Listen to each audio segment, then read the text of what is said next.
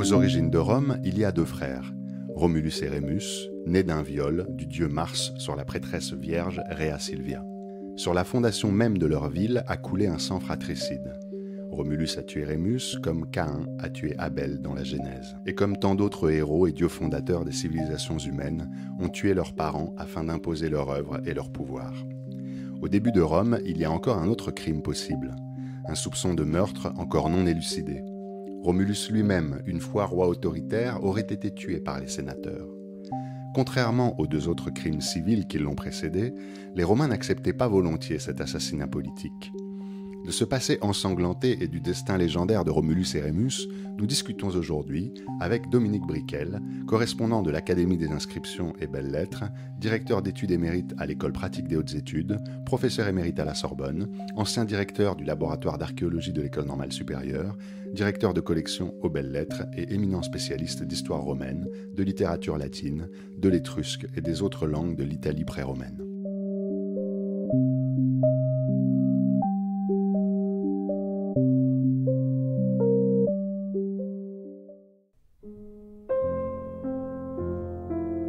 Les humanités dans le texte, un podcast de l'École normale supérieure et de l'Université Paris Sciences et Lettres.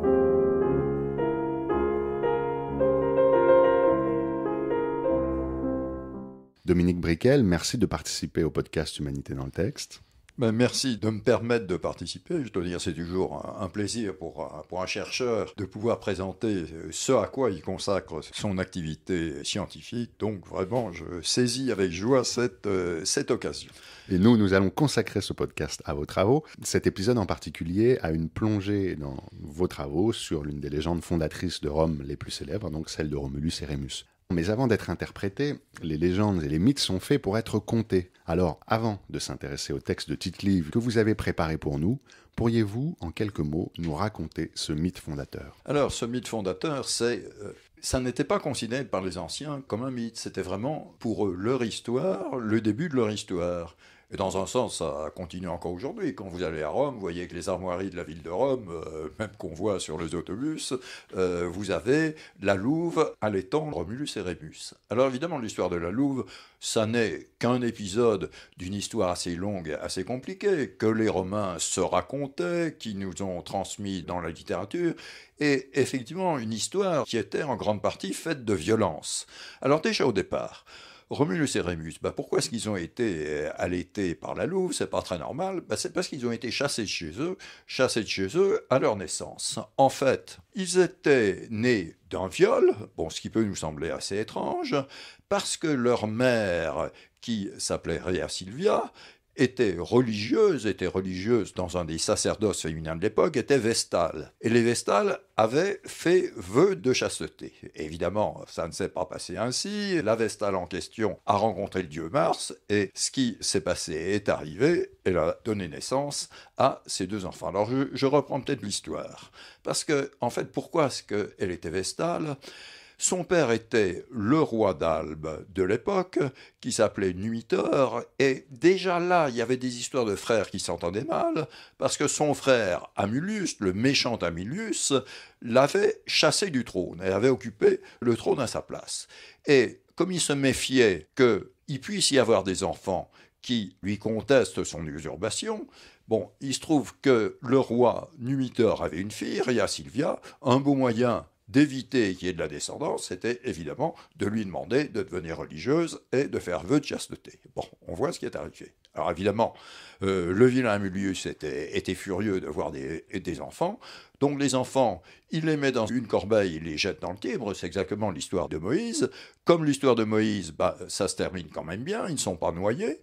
Et ils abordent sur le bord du fleuve, là c'est une louve qui le nourrit. Puis ensuite, bien sûr, l'histoire continue, Romulus et Rémus, les deux frères, grandissent dans un milieu de bergers, ils reviennent à Albe, d'où ils avaient été chassés, ils punissent le vilain Amulius et rétablissent leur père Numitor sur le trône de Rome, mais ils décident d'aller se faire une ville à eux, se construire une ville à deux. Alors le problème, c'est qu'une ville, ils étaient deux, or, en principe, il y a un seul chef. Donc, ils essayent de voir comment faire, quel sera le chef des deux. Bon, Jupiter intervient, il donne un signe qui favorise Romulus. Résultat, son frère Rémus est absolument furieux, et c'est la fameuse histoire. Là encore, on retrouve un crime absolument horrible, le crime de fratricide, puisque Romulus tue Rémus qui n'accepte pas la supériorité de son frère. Bon, Rémus disparaît, donc le seul roi, c'est Romulus, et là, il devient roi de Rome, bon, il remporte des tas de victoires, etc. Tout ça, c'est assez attendu et assez banal, mais là aussi, ça ne se passe pas aussi bien qu'on pourrait l'attendre, parce que roi, il prend un peu trop de goût au pouvoir et se comporte en tyran. Et les Romains, surtout les Romains du temps de la République, qui avaient chassé le roi, en étaient tout à fait fiers, ils le prennent très mal, et ça va au moins dans une des versions de la disparition de Romulus, ça va jusqu'à son assassinat par les sénateurs qui supportaient difficilement le virage vers le despotisme du roi. Alors c'est vrai qu'il y avait une autre version très différente, évidemment beaucoup plus honorable, où il serait monté aux cieux, la version de l'apothéose, mais vous aviez les deux versions à la fois. D'accord, donc un viol, un fratricide et peut-être donc un régicide, si on considère que Romulus était le roi. Ça fait quand même beaucoup de crimes pour une fondation. Bon, on reviendra un peu sur ce problème d'avoir un mythe fondateur aussi violent. Est-ce que ça fait problème? Est-ce que ça fait problème pour nous, peut-être pas pour eux, etc., pour les anciens. Mais avant, on va lire l'un des textes latins que vous avez préparés pour nous. Vous avez consacré 2 livres, quand même, à Romulus. Romulus, jumeau et roi, réalité d'une légende, et Romulus, vue de Constantinople, la réécriture de la légende dans le monde byzantin. Mais pour partager vos travaux avec nos auditeurs, vous avez sélectionné une série de textes. Donc, commençons par un extrait de l'histoire de Rome depuis sa fondation de Tite-Live, le plus connu des historiens latins du début du Principat, que vous allez lire en latin, tandis que je lirai la traduction française. Alors justement, nous commençons par la fin, cette histoire bizarre du premier droit de Rome qui tourne mal, qui vire à la tyrannie, qui se fait assassiner par les sénateurs, au moins dans une des versions. Mais les choses sont plus compliquées, et on va le voir avec Tite-Live. Donc je vous lis d'abord le texte latin. His immortalibus editis operibus, cum ad exercitum rencensendum contionem in campo ad caprae paludem haberet, subito corta cum magno fragore tonitribusque, tam denso regem operuit nimbo, ut conspectum eius concionie abstulerit, nec dainde interis Romulus fuit. Après ses immortels travaux, et un jour qu'il assistait à une assemblée, dans un lieu voisin du marais de la Chèvre, pour procéder au recensement de l'armée, survint tout à coup un orage, accompagné d'éclats de tonnerre, et le roi, enveloppé d'une vapeur épaisse, fut soustrait à tous les regards. Depuis, il ne reparut plus sur la terre. Romana pubes, sedato tantem pavore, postquam extam turbido die serenac tranquilla lux redit, ubi vacuam sedem regiam vidit, et si satis credebat patribus, qui proximis deterrant, sublimem raptum procella, tamen, velut orbitatis metu, icta maestum aliquam dius silentium obtinuit. Quand l'effroi fut calmé, quand à l'obscurité profonde eut succédé un jour tranquille et pur, le peuple romain, voyant la place de Romulus inoccupée, semblait peu éloigné de croire aux témoignages des sénateurs, lesquels, demeurés près du roi, affirmaient que pendant l'orage, il avait été enlevé au ciel. Cependant, comme si l'idée d'être à jamais privé de son roi l'eût frappé de terreur, il resta quelque temps dans un morne silence. Dainde, apauces inicio facto, Deum deonatum, regem patemque urbis Romanae salvere universi, Romulum iubent, pacem precibus exposcunt, uti volens propitius, suam semper sospitet progeniem. Enfin, entraînés par l'exemple de quelques-uns, tous, par acclamations unanimes, saluent Romulus, Dieu, fils de Dieu, roi et père de la ville romaine. Ils lui demandent, ils le conjurent de jeter toujours un regard propice sur sa postérité. Fuisse credotum quoque aliquos, qui discertum regem patrum manibus taciti arguerent, manuit enima equoque, sed per obscura fama. Je suppose qu'il ne manqua pas alors de gens qui accusèrent tout bas les sénateurs d'avoir déchiré Romulus de leurs propres mains. Le bruit même s'en répandit, mais n'acquit jamais beaucoup de consistance. Alors, pourtant, Dominique Brickell, cette rumeur a eu un certain succès, et vous en avez écrit l'histoire. Pouvez-vous résumer les témoignages les plus importants pour nos auditeurs ? Alors, cette rumeur, il faut bien voir que derrière ça, ça veut dire que Romulus avait mal tourné, il était le fondateur de Rome, bien sûr, mais il s'était très mal comporté. Et que les sénateurs, qui représentaient le peuple romain, Senatus Populusque Romanus, avaient éprouvé le besoin de se débarrasser de lui et de l'assassiner. Évidemment, ça peut sembler assez étrange, mais c'est une version qui existait, et même assez étrangement, certains auteurs la rapportent et estiment que c'est plus vraisemblable que l'apothéose, en particulier le cas d'un auteur grec qui s'appelle Denis d'Halicarnasse, qui écrivait à l'époque d'Auguste, qui a fait une histoire de Rome, donc c'est un contemporain de Tite-Live, et lui, sur ce point-là, il écrivait en grec bien sûr, mais sa version était assez différente, et lui préférait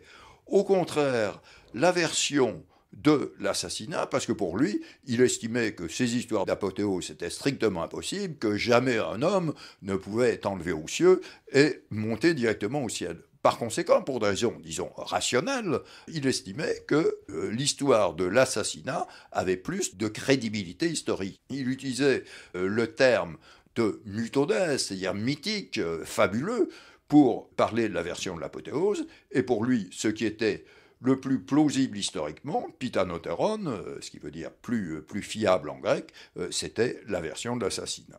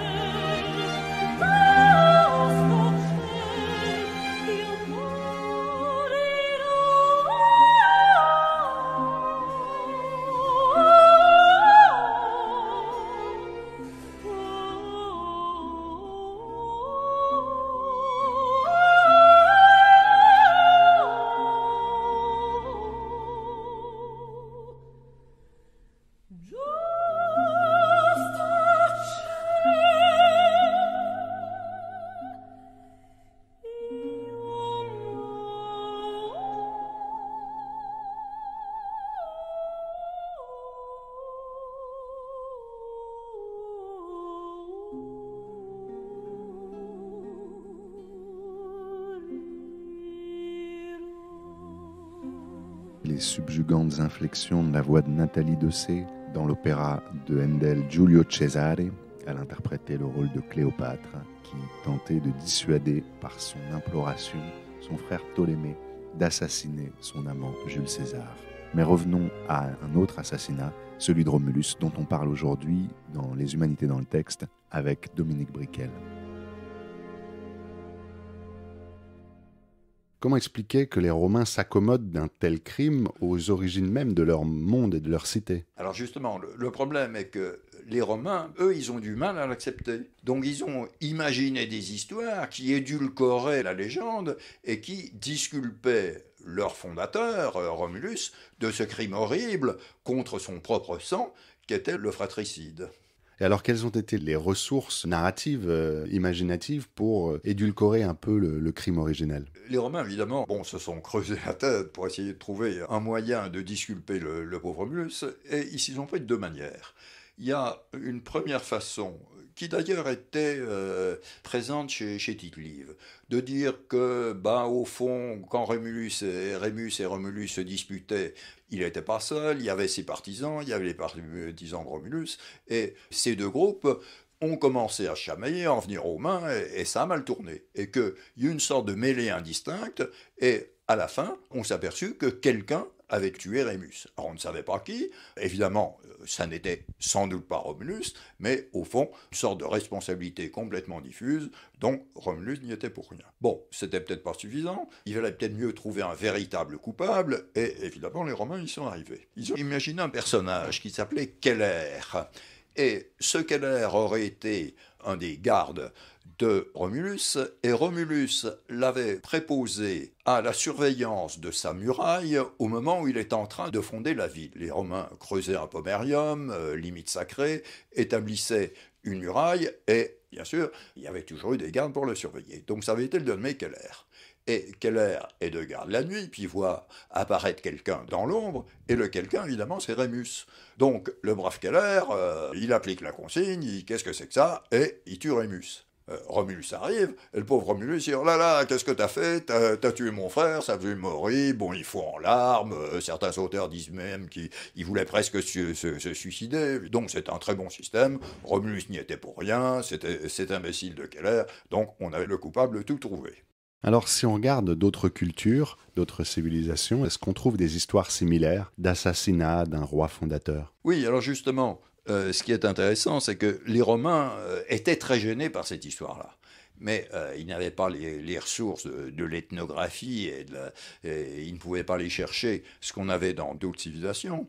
Or, c'est vrai qu'on connaît des histoires tout à fait parallèles à l'origine d'une cité ou d'un groupe de meurtres et de meurtres fratricides, le meurtre d'un frère par son frère, et en particulier des histoires de jumeaux. Alors, il ne faut pas aller très loin pour trouver une histoire qui est tout à fait semblable, puisque vous l'avez dans la Bible. C'est l'histoire de Jacob et Ésaü. Et l'histoire de Jacob et Ésaü, c'est aussi des jumeaux. C'est aussi des jumeaux avec un détail qui est clairement dit dans la Bible, qu'on arrive à comprendre dans la légende romaine, même si c'est moins clairement affirmé, que même s'il y a deux jumeaux, il y en a un qui naît le premier, il y en a un qui sort d'abord. Et dans la Bible, clairement, c'est Ésaü, le vilain, le méchant, si on veut. Et dans la légende romaine, c'est Rémus. Donc, le premier, c'est d'une part Ésaü, d'autre part Rémus. Ensuite, évidemment, il y a un retournement.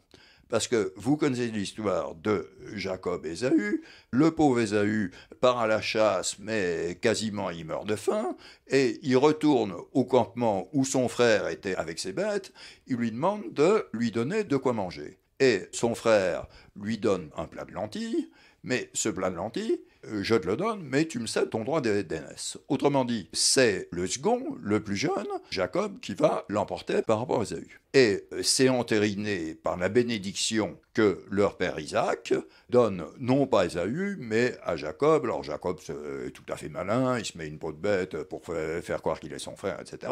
Je passe sur les détails. Bon, dans l'histoire de Rome, vous avez exactement la même chose, puisque ce qui va départager les frères, c'est la prise d'auspice, donc l'observation des oiseaux pour savoir quelle est la volonté des dieux, pour savoir qui les dieux et le dieu suprême Jupiter vont choisir pour être le fondateur de la ville. Et ce sera Romulus et non pas Rémus, parce que Romulus voit 12 vautours, alors que son frère n'en avait vu que 6. Donc c'est Romulus qui l'emporte, et qui l'emporte avec l'assentiment des dieux. Donc c'est exactement comme l'histoire de perte du droit d'aînesse dans la Bible.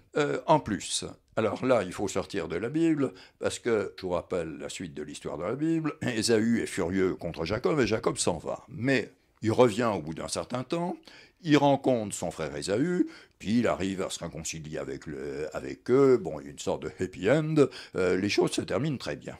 Mais en réalité, si on va voir des traditions extra-bibliques sur la même histoire, parce qu'on a des récits, le testament des patriarches, des choses comme ça, le livre des jubilés, qui racontent la même histoire, mais la fin est très différente. Parce que lorsque Jacob revient, il y a un conflit avec son frère Ésaü. Et vous avez exactement le même type de fin, Ésaü se fait tuer par Jacob. Donc dans cette version-là, disons la version non édulcorée, vous avez même chose, mise à mort du frère évincé par le frère qui l'emportait. Qu'est-ce que ça veut dire ? En fait, le frère évincé, c'est le plus âgé, c'est le premier.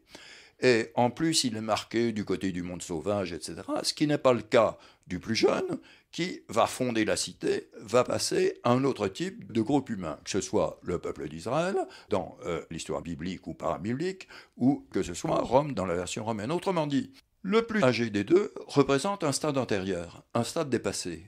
Et il faut qu'il cède la place devant le plus jeune, qui va permettre au groupe humain de passer à un stade plus développé. Alors bien sûr, c'est des analyses que nous pouvons faire avec notre analyse anthropologique, disons, du mythe, mais pour les anciens, c'était totalement compréhensible. Et c'est pour ça qu'ils ont préféré dissimuler l'histoire, trouver des échappatoires, etc. Bon, pour eux, c'était de l'histoire, et c'était d'autant plus gênant pour eux que c'est des gens qui vivaient à l'époque des guerres civiles entre César et Pompée, entre Antoine et Octave qui deviendra Auguste, donc vraiment des guerres fratricides.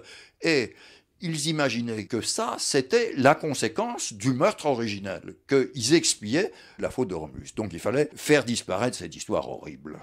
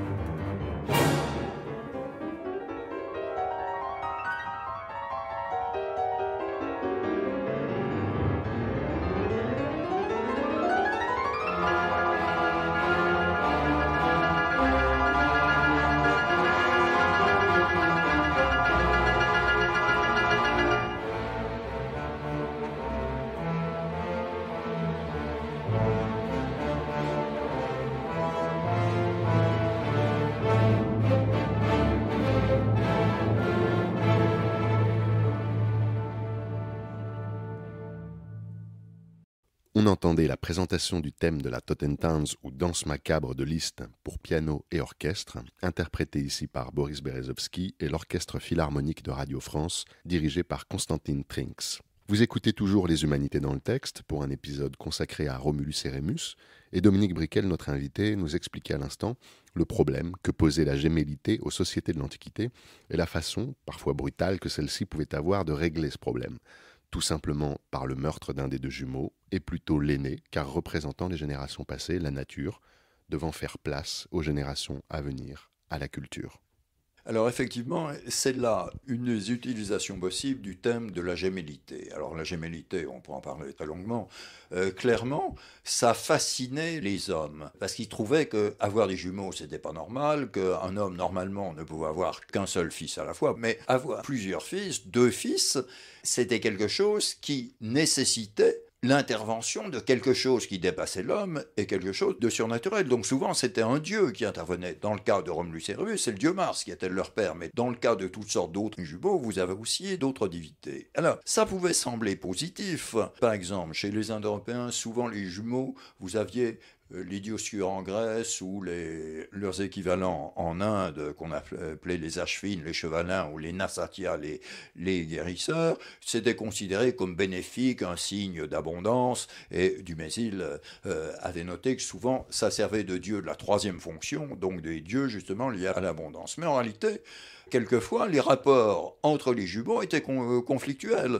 Et la naissance de jumeaux pouvait être considérée comme source de danger. Je vais prendre un exemple qui n'a rien à voir avec les civilisations classiques. Dans le vaudou, vous avez des figures de jumeaux, et puisque ça nous amène plutôt vers l'Afrique noire, rappelez-vous que même ethnographiquement, dans certaines civilisations, un des 2 jumeaux était mis à mort, considéré comme dangereux pour son frère.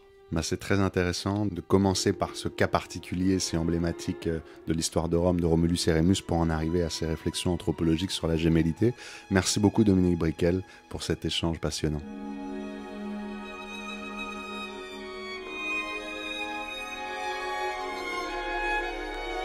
Ce podcast vous a été présenté par Émile Gaillozo, responsabilité scientifique Ancadan, et en plus des 2 intermèdes musicaux, vous avez pu entendre, accompagnant la lecture du titre livre, un extrait de la bande originale du jeu vidéo Rome Total War, composé par Jeff Van Dyke en 2004.